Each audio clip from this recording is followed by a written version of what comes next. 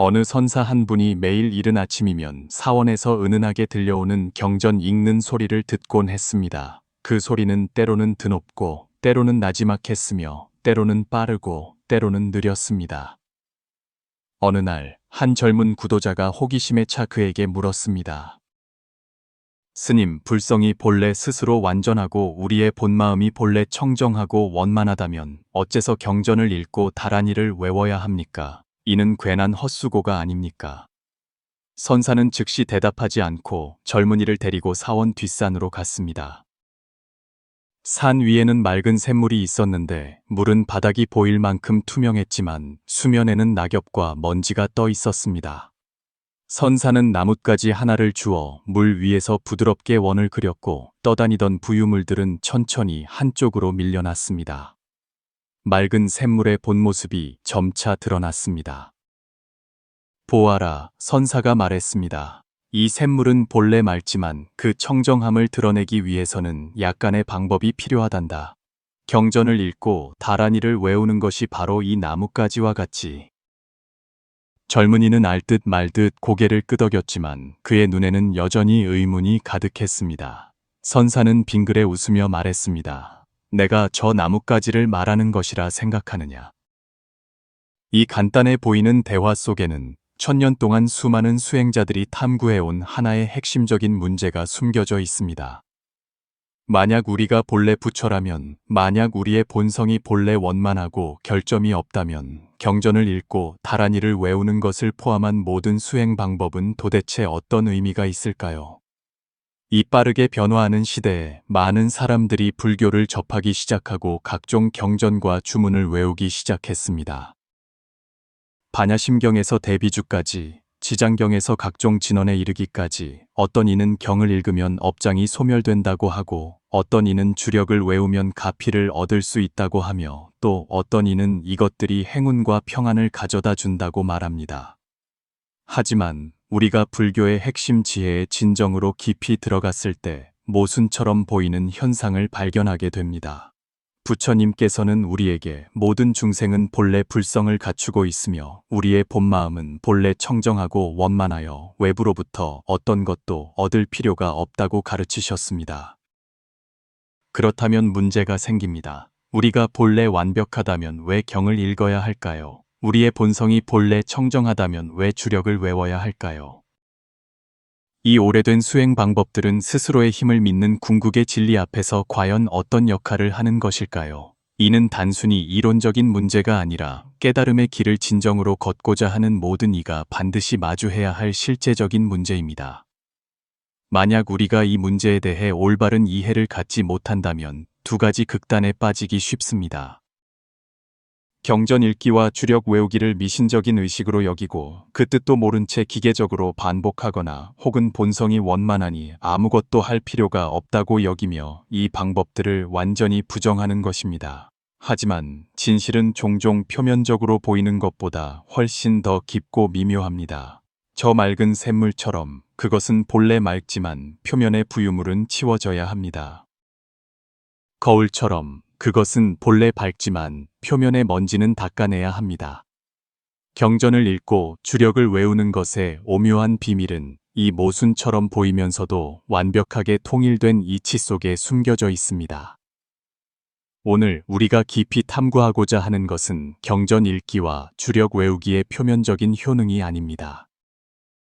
사람들이 흥미롭게 이야기하는 신비한 감흥 현상이 아니라 이 오래된 수행 방법들 뒤에 숨겨진 깊은 원리를 밝히고자 합니다. 우리가 알아야 할 것은 깨달음의 궁극적인 차원에서 이 방법들이 과연 어떻게 작동하는가입니다. 그것들이 어떻게 우리가 본래 지닌 지혜를 드러내도록 돕는가. 그것들이 우리가 본성으로 돌아가는 길 위에서 어떤 대체 불가능한 역할을 하는가. 이것은 세상의 먼지에 묻혀있던 오래된 지혜의 한 자락입니다. 심성의 오묘한 비밀에 대한 깊은 계시입니다.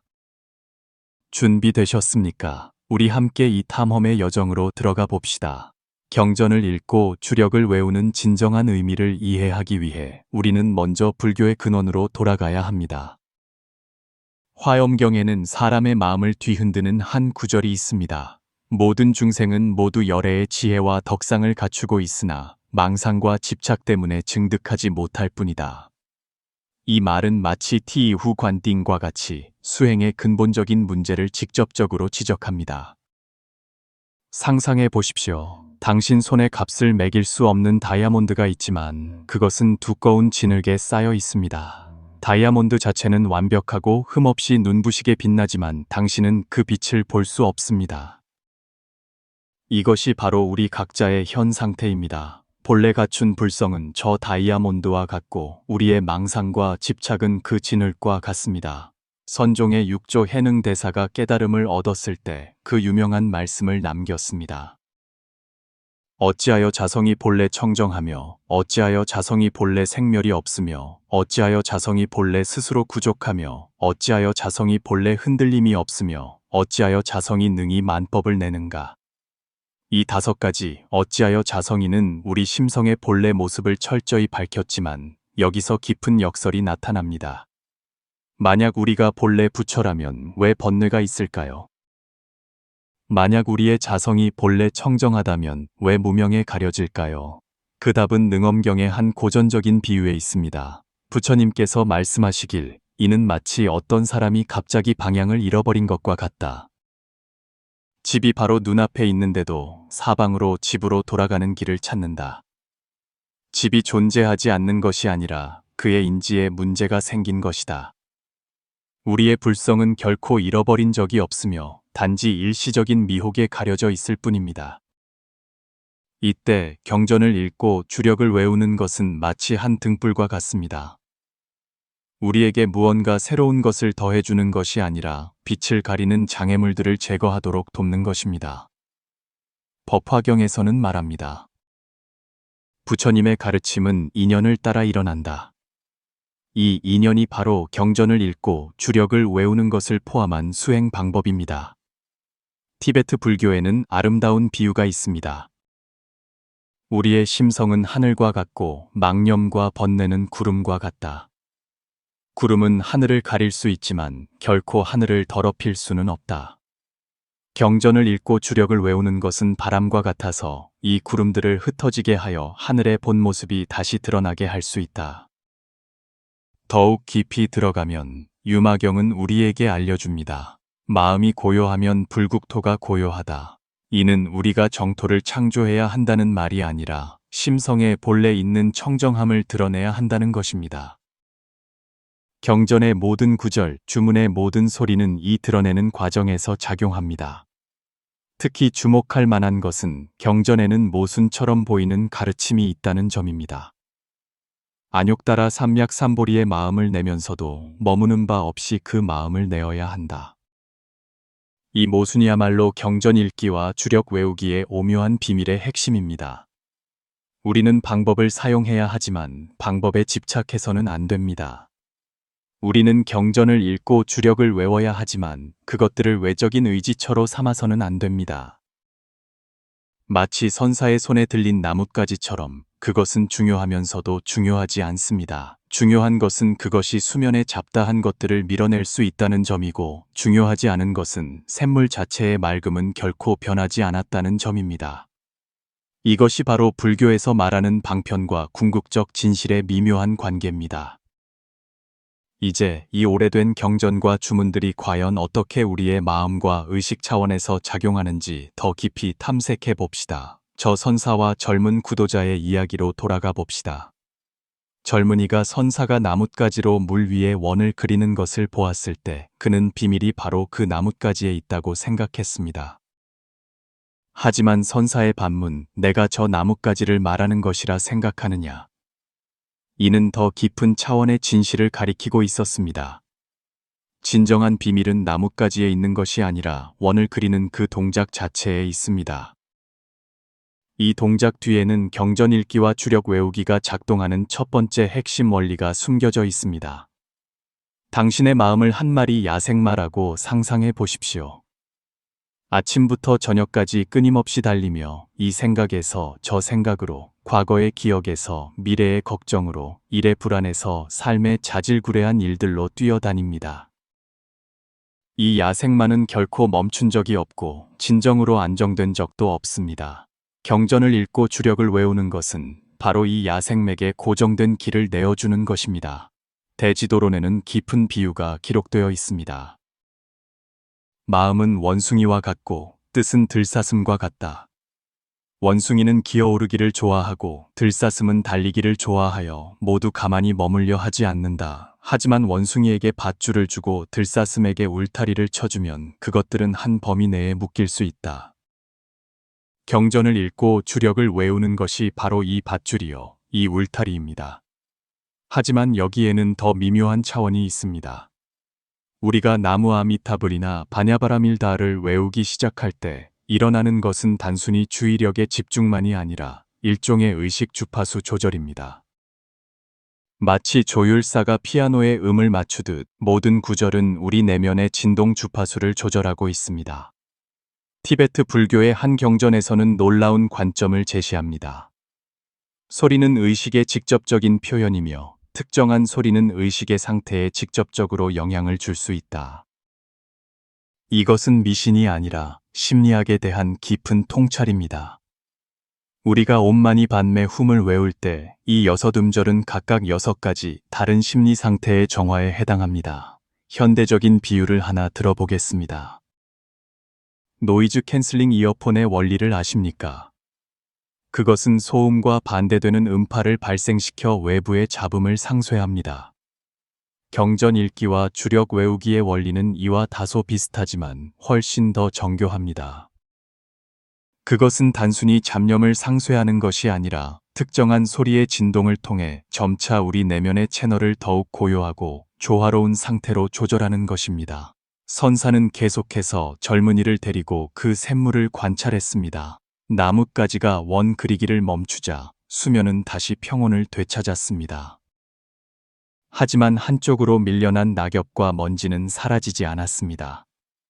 그것들은 단지 샘물의 맑음에 더 이상 영향을 주지 않을 뿐이었습니다. 선사가 말했습니다. 보아라, 이 잡다한 것들은 사라지지 않았지만 더 이상 샘물의 본성을 가리지 않는다. 이것이 바로 경전 읽기와 주력 외우기의 두 번째 핵심 원리입니다. 우리의 잠재의식은 거대한 창고와 같아서 태어날 때부터의 모든 경험, 감정, 트라우마, 습관으로 가득 차 있습니다. 이 내용들은 우리가 경전을 읽는다고 해서 사라지지 않습니다. 하지만 그것들의 영향력은 재조직되고 정화될 수 있습니다. 아비달 마구사론에서는 심식의 작동 메커니즘을 상세히 묘사합니다. 우리의 심식은 8층으로 나뉘는데 그중 아뢰야식인 제8식은 모든 업력의 씨앗을 저장하고 있습니다. 경전을 읽고 주력을 외우는 과정은 바로 이 아뢰야식의 차원에서 일종의 미묘한 재프로그래밍을 하는 것입니다. 우리가 반야심경의 색즉시공 공즉시색을 외울 때마다 이것은 단순히 철학적 개념을 이해하는 것을 넘어 우리 잠재의식 속에 새로운 인지 패턴을 심는 것입니다. 원래 우리를 외적인 모습에 집착하게 만들던 습기들이 이 새로운 패턴의 영향을 받아 변화하기 시작합니다. 당신의 잠재의식을 한 쐐기 땅이라고 상상해 보십시오. 각종 부정적인 사고 패턴은 잡초와 같습니다.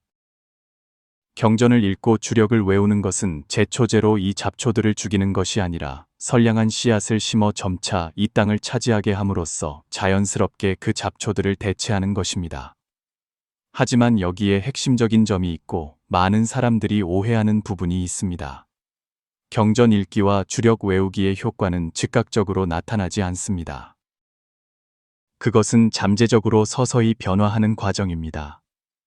마치 당신이 매일 정원에 물을 주지만 꽃이 즉시 피지는 않는 것과 같습니다. 하지만 토양은 조용히 변화하고 있습니다. 법화경에는 유명한 궁자, 기용지의 비유가 있습니다. 부자의 아들이 밖에서 떠돌다가 거지가 되었지만 그는 자신이 부자의 아들임을 알지 못합니다.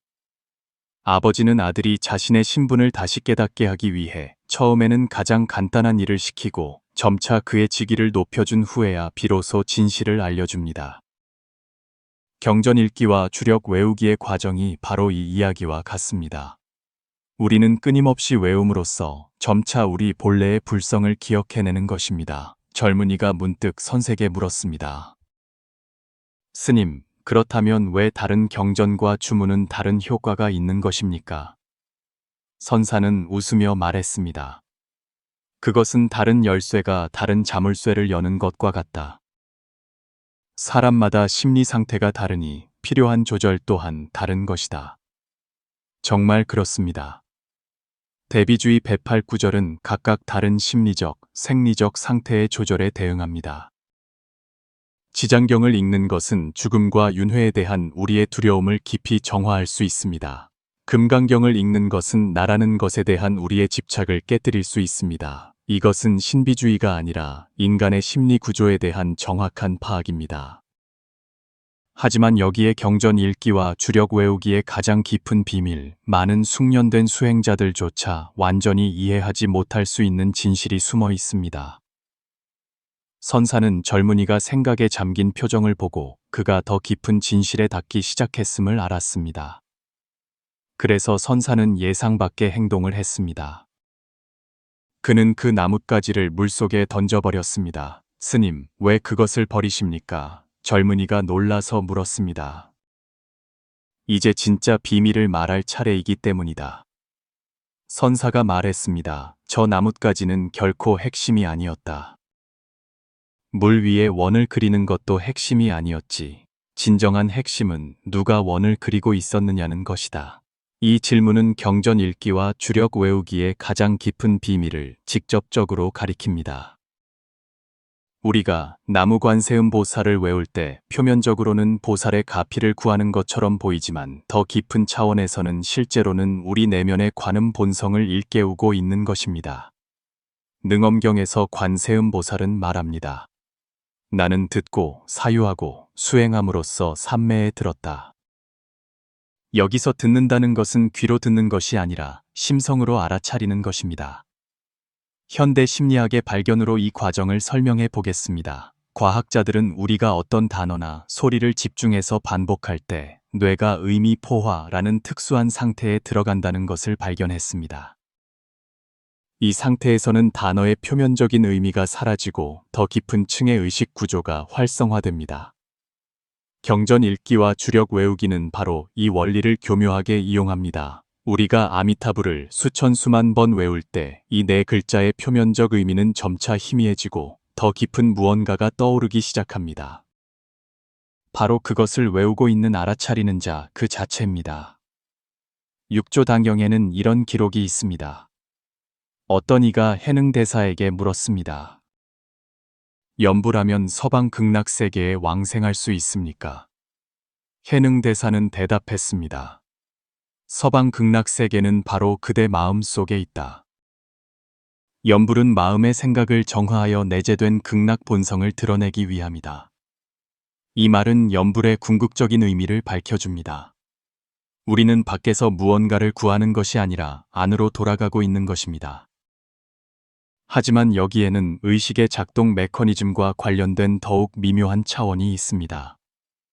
티베트 불교의 밀교에서는 중요한 개념을 언급합니다. 모든 소리에는 해당하는 본존이 있으며 모든 본존은 우리 심성의 다른 측면이다. 우리가 옴마니 반메 훔을 외울 때 실제로는 내재된 관세음 보살과 대화하고 있는 것입니다. 이것은 상상 속의 보살이 아니라 우리 심성에 본래 갖추어진 자비와 지혜입니다. 옴은 몸의 청정함을, 마니는 여의주와 같은 원력을, 반매는 영곡과 같은 지혜를, 훔은 마음에 파괴될 수 없는 견고함을 상징합니다. 젊은이는 문득 무언가를 깨달았습니다. 스님의 말씀은 경전을 읽고 주력을 외우는 것이 실제로는 일종의 자기 대화라는 뜻입니까? 그뿐만이 아니다. 선사가 말했습니다. 더 중요한 것은 이 대화 속에서 거짓된 자아는 점차 녹아내리고 진실한 본성이 점차 드러난다는 것이다. 이것이 바로 경전 읽기와 주력 외우기의 세 번째 핵심 원리입니다. 우리가 평소 나라고 생각하는 것은 실제로는 무수한 생각, 감정, 기억, 습관으로 이루어진 하나의 거짓된 구조물입니다. 마치 영화처럼 연속적인 화면으로 보이지만 실제로는 한 장 한 장의 정지된 그림이 빠르게 재생되어 형성된 착각과 같습니다. 우리가 경전을 읽고 주력을 외우기 시작할 때 이 과정은 마치 영화를 슬로우 모션으로 재생하는 것과 같습니다. 우리는 평소에 무시했던 틈, 생각과 생각 사이의 공간, 호흡과 호흡 사이의 멈춤, 소리와 소리 사이의 고요함을 알아차리기 시작합니다. 중론에는 이런 구절이 있습니다.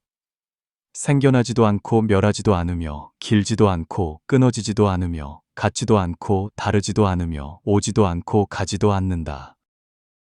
이 8가지 아님은 만법의 공성을 가리키며 경전을 읽고 주력을 외우는 과정에서 우리는 이 공성을 직접 체험할 수 있습니다. 그것을 오우는 나는 존재하는 동시에 존재하지 않으며 외우고 있는 동시에 고요함 속에 있습니다. 깊은 염송 상태에서의 신비한 체험을 묘사해 보겠습니다.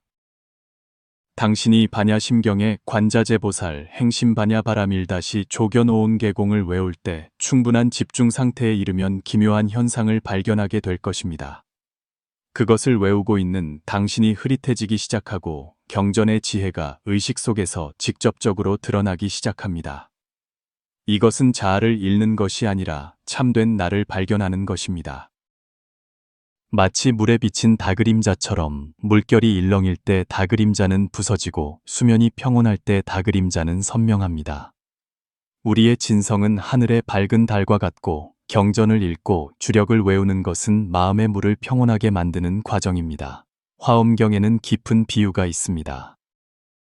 선제동자가 53명의 선지식을 찾아다녔는데 모든 선지식은 그에게 자신이 무량한 법문 중 하나일 뿐이며 진정한 원만함은 그 자신의 마음 속에 있다고 말해 주었습니다. 경전을 읽고 주력을 외우는 것도 이와 같습니다. 모든 경전, 모든 주문은 내면의 원만함으로 통하는 다른 길입니다. 하지만 여기에는 더 깊은 차원이 있습니다. 선사는 젊은이를 더 조용한 곳으로 데려가 말했습니다. 이제 자세히 들어보아라. 사방이 고요하구나. 젊은이는 혼란스러워하며 말했습니다. 스님, 아무 소리도 들리지 않습니다. 바로 그것이다. 선사가 말했습니다. 소리는 고요함 속에서 와서 다시 고요함 속으로 돌아간다. 경전 읽기와 주력 외우기의 궁극적인 경지는 소리 있는 가운데 소리 없음을 체험하고 소리 없는 가운데 소리 있음을 체험하는 것입니다. 이 통찰은 경전 읽기와 주력 외우기의 가장 깊은 비밀에 닿아 있습니다. 능엄경에서 부처님은 아난에게 묻습니다. 소리는 어디에서 오는가? 소리가 멈추었을 때 그것은 어디로 갔는가? 답은 소리 자체가 공성의 드러남이며 그것은 오지도 가지도 않고 생겨나지도 멸하지도 않는다는 것입니다. 우리가 경전 읽기와 주력 외우기에 진정으로 깊이 들어갔을 때 놀라운 진실을 발견하게 됩니다. 그 경전과 주문들 자체도 공성이며 그것들은 단지 우리가 공성을 인식하도록 돕는 도구일 뿐이라는 것입니다. 마치 달을 가리키는 손가락과 같습니다. 달은 손가락이 아니지만 손가락에 가리킴이 없으면 우리는 어쩌면 영원히 달을 알아차리지 못할 수도 있습니다. 젊은이의 눈에 이해의 빛이 반짝였습니다. 스님, 이제야 알겠습니다. 경전을 읽고 주력을 외우는 것은 무언가를 얻기 위함이 아니라 무언가를 내려놓기 위함이었습니다. 선사는 미소 지으며 고개를 끄덕였습니다. 무엇을 내려놓는다는 말이냐? 경전을 읽고 주력을 외워야만 성불할 수 있다고 생각하는 나를 내려놓는 것입니다. 하지만 이야기는 아직 끝나지 않았습니다. 왜냐하면 밝혀져야 할 더 깊은 차원이 기다리고 있었기 때문입니다. 젊은이가 자신이 경전 읽기와 주력 외우기의 모든 비밀을 이해했다고 생각했을 때 선사는 더욱 예상치 못한 행동을 했습니다. 그는 낮은 목소리로 반야심경을 외우기 시작했습니다.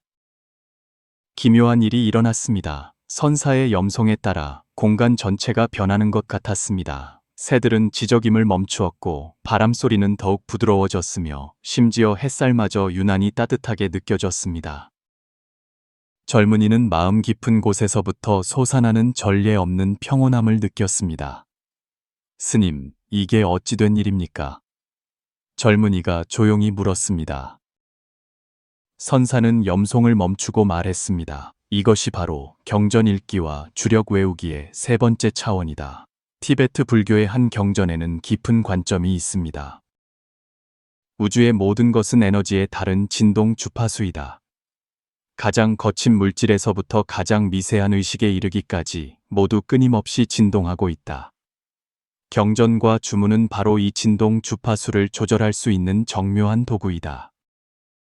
상상해 보십시오. 피아노 대가가 연주할 때 단지 피아노만 소리를 내는 것이 아니라 음악홀 전체가 공명합니다. 벽, 천장, 심지어 청중의 몸까지도 음악의 주파수를 따라 진동합니다.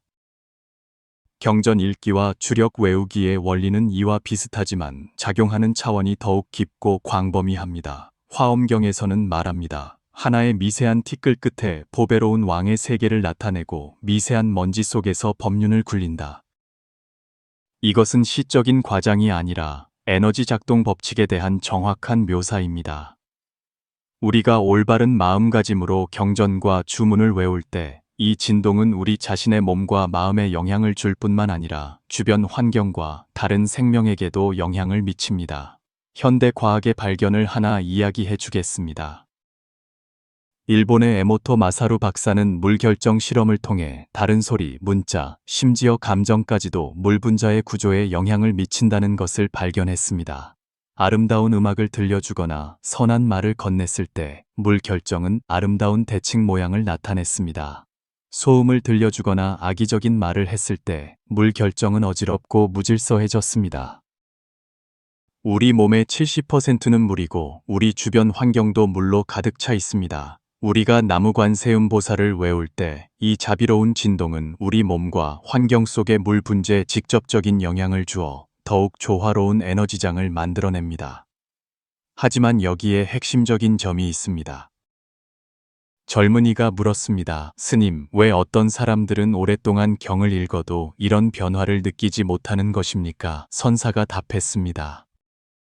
그들은 단지 입으로만 외울 뿐 마음으로 외우지 않기 때문이다.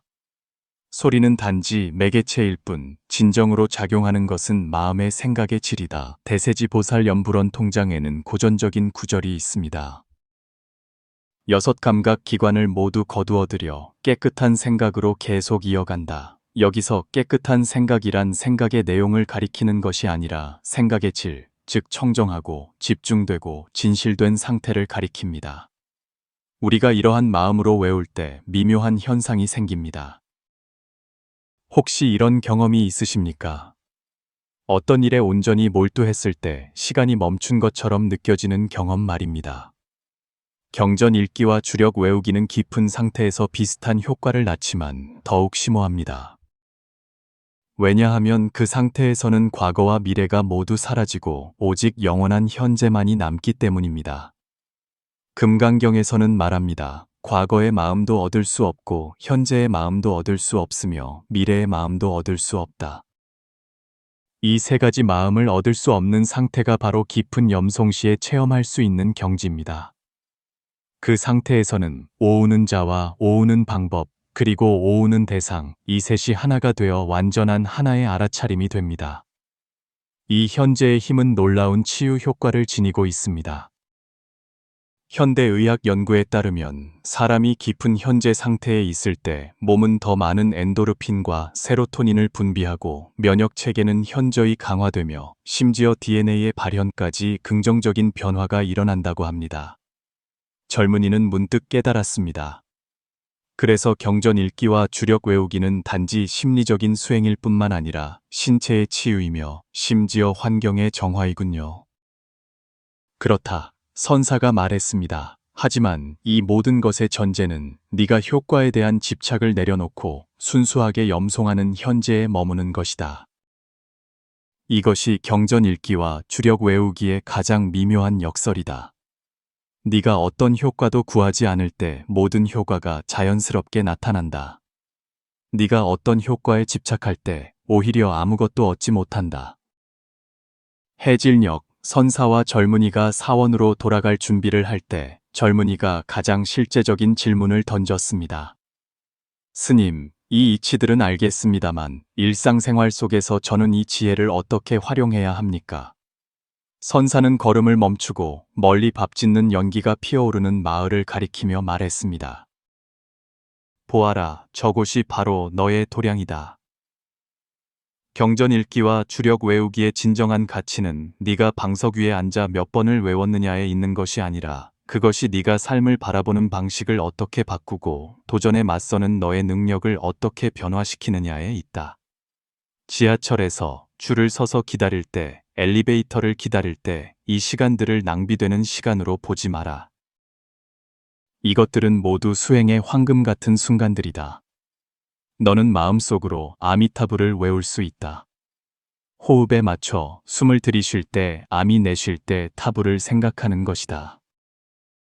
이것은 너의 마음을 안정시킬 뿐만 아니라 자질구레한 시간을 수행의 기회로 바꿀 수 있다. 분노가 치밀어 오를 때 그것을 억누르지도 그것에 지배당하지도 마라. 반야심경의 색즉시공 공즉시색을 외우기 시작해라. 이 경구 징주댐가 너와 분노 사이의 완충지대가 되게 하라. 너는 분노가 여전히 존재하지만 더 이상 너의 행동을 좌우할 수 없음을 발견하게 될 것이다. 이것이 감정 관리에서 경전 읽기와 주력 외우기의 실제적인 응용이다. 불안이 덮쳐올 때 관자재 보살을 외워라. 보살의 보호를 구하기 위함이 아니라 어떤 상황 속에서도 스스로를 자유자재로 관하는 알아차리는 자가 있음을 스스로에게 상기시키기 위함이다. 그는 결코 외부 환경에 흔들리지 않는다. 현대인의 가장 큰 도전은 주의력 분산이다. 경전 읽기와 주력 외우기는 바로 최고의 집중력 훈련이다. 너는 일하기 전에 반야심경을 3번 외워 마음을 안정시킬 수 있다. 일하는 과정에서 주의가 흩어지는 것을 발견했을 때 마음속으로 지금 여기에 집중이라는 4글자를 되뇌며 심호흡을 해라. 더 고급 방법은 일과 염송을 결합하는 것이다. 네가 하고 있는 일을 염송의 대상으로 삼아라. 보고서를 쓸 때 한 문장 한 문장 쓸 때마다 알아차림을 유지하라. 회의할 때 온 마음을 다해 경청하고 경청 그 자체를 수행으로 삼아라. 잠들기 전에 지장경 등을 읽거나 나무 지장 왕보살을 외우는 것은 보호를 구하기 위함이 아니라 잠재의식이 활발해지려는 순간에 긍정적인 에너지를 심는 것이다. 이것은 너의 밤새 꿈의 질, 심지어 다음 날의 정신 상태에까지 영향을 미칠 것이다. 깨어났을 때 아직 완전히 정신이 들기 전에 가만히 아미타불이나 관세음보살을 외워라. 이 순간의 마음은 가장 순수하여 염송의 효과 또한 가장 깊다. 너는 매일 수만 번씩 외울 필요도 없고 엄격하게 어떤 의식을 따를 필요도 없다. 중요한 것은 진실되고 집중하며 일상생활의 모든 순간에 알아차림을 유지하는 것이다. 설거지를 할 때 마음을 청정히, 몸을 청정히라고 외울 수 있다. 길을 걸을 때 걸음마다 연꽃 피어나라고 외울 수 있다. 가족을 껴안을 때 마음속으로 자비희사를 외울 수 있다. 기억해라. 진정한 수행은 삶으로부터 도피하는 것이 아니라 삶 속에서 깨어나는 것이다. 경전을 읽고 주력을 외우는 것은 너를 다른 어떤 사람으로 만들려는 것이 아니라 네가 본래의 그 원만한 자신을 발견하도록 돕는 것이다. 밤이 깊어지고 사원의 종소리가 은은하게 울려 퍼질 때 젊은이와 선사는 사원 문 앞에 다다랐습니다. 이날의 대화가 막 끝나려 할 때 젊은이는 문득 뒤돌아 저 맑은 샘물을 바라보며 생각에 잠겨 말했습니다. 스님, 이제야 알겠습니다. 그 나뭇가지, 그 원 그리기, 심지어 오늘 우리가 나눈 모든 대화조차도 그저 샘물이 자신의 맑은 본성을 드러내는 방식이었을 뿐입니다. 선사는 미소 지으며 고개를 끄덕였습니다. 그렇다면 경전을 읽고 주력을 외우는 것의 궁극적인 의미는 무엇이겠느냐? 젊은이는 잠시 침묵하다가 말했습니다. 경전을 읽고 주력을 외우는 것은 무언가를 얻기 위함이 아니라 우리가 잃어버렸다고 생각했던 것을 잊기 위함입니다. 우리는 본래의 청정함을 결코 잃어버린 적이 없으며 단지 잠시 잊었을 뿐입니다. 그렇다면 선사가 물었습니다. 내일도 경을 읽을 것이냐? 이 질문에 젊은이는 잠시 멈칫했습니다. 본성이 본래 원만하고 경 읽기가 단지 방편일 뿐이라면 내일도 계속해야 할 필요가 있을까? 선사는 그의 망설임을 알아차리고 조용히 말했습니다. 꽃이 피어날 때 햇빛과 이슬이 더 필요하겠느냐? 필요합니다. 젊은이가 답했습니다. 왜냐? 꽃은 이미 피어나고 있지 않으냐? 젊은이는 문득 깨달았습니다. 왜냐하면 피어나는 것 자체가 지속적인 과정이지 고정된 상태가 아니기 때문입니다. 바로 그렇다. 선사가 말했습니다. 깨달음은 종착역이 아니라 영원한 현재이다. 경전을 읽고 주력을 외우는 것은 깨달음에 도달하기 위함이 아니라 깨달음 그 자체의 표현이다. 이것이 바로 경전 읽기와 주력 외우기의 가장 깊은 비밀이다. 그것은 방법인 동시에 목표이며 과정인 동시에 결과이며 유의법인 동시에 무의법의 드러남이다. 네가 이 점을 진정으로 이해했을 때 너는 모든 염송이 완전하고 모든 집중의 순간이 원만하며 모든 호흡이 집으로 돌아가는 길임을 발견하게 될 것이다. 너는 더 이상 경전을 읽고 주력을 외워 무언가를 얻으려는 구도자가 아니라 경전을 읽고 주력을 외움으로써 내면의 원만함을 표현하고 있는 깨달은 자가 될 것이다. 저 맑은 샘물처럼 그는 자신의 맑음을 증명할 필요가 없지만 미풍에 가볍게 이는 잔물결이야말로 그의 맑은 본성의 가장 아름다운 표현이다. 젊은이는 깊이 허리 숙여 스님의 가르침에 감사했습니다. 선사는 손을 저으며 말했습니다. 내게 감사하지 마라. 이 질문을 던질 용기를 낸 너 자신에게 감사하거라. 기억해라. 진정한 스승은 영원히 네 마음속에 있다. 밤의 장막 속에서 멀리서 은은한 경 읽는 소리가 들려왔습니다. 하지만 이번에 젊은이가 들은 것은 더 이상 소리가 아니라 수많은 마음들이 내면의 빛을 향해 경의를 표하는 소리였습니다. 자, 이제 당신의 차례입니다. 경전 읽기와 주력 외우기의 궁극적인 의미를 이해한 지금, 당신은 어떻게 당신의 수행길을 시작하거나 다시 시작할 준비가 되셨습니까? 더 많은 방법을 계속 찾아다니시겠습니까? 아니면 지금 이 순간에 깊이 머물러 모든 호흡 속에서 본래의 원만함을 발견하시겠습니까?